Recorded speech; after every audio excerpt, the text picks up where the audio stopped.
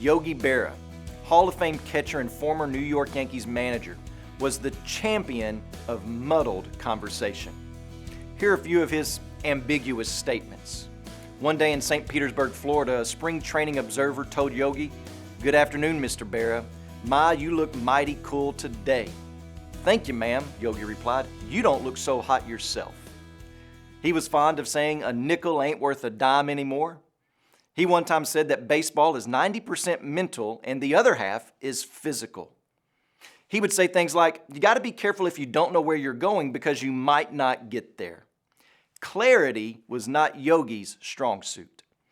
But we see Jesus' concern for clarity in John chapter 8, verse 31, when he says, "So Jesus said to the Jews who had believed in him, 'If you abide in my word, you are truly my disciples, and you will know the truth, and the truth will set you free.'"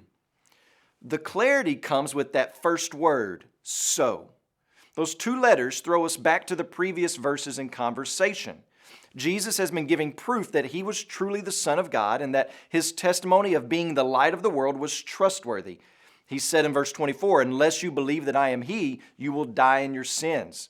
He says, "When you have lifted up the Son of Man, then you will know that I am he." And then in verse 30 it says, "As he was saying these things, many believed in him." Now, when we read those words, we think, wow, what a great thing. New believers. What a sermon Jesus must have preached. What a great day for the church. But here's what we learn from those two little letters, so. That Jesus is not so quick to join in our celebration. He must make something clear with those who had believed in him.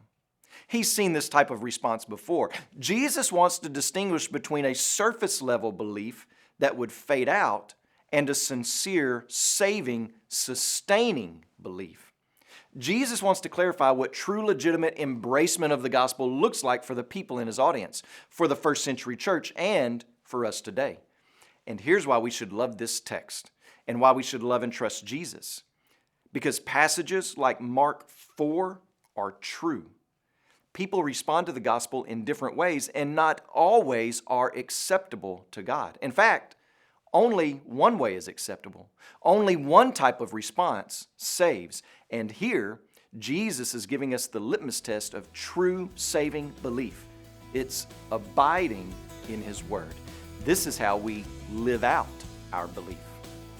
As you pray today, please remember our Creative Access missionaries in India. And also remember the Mandarin Life Word broadcast that's heard throughout China.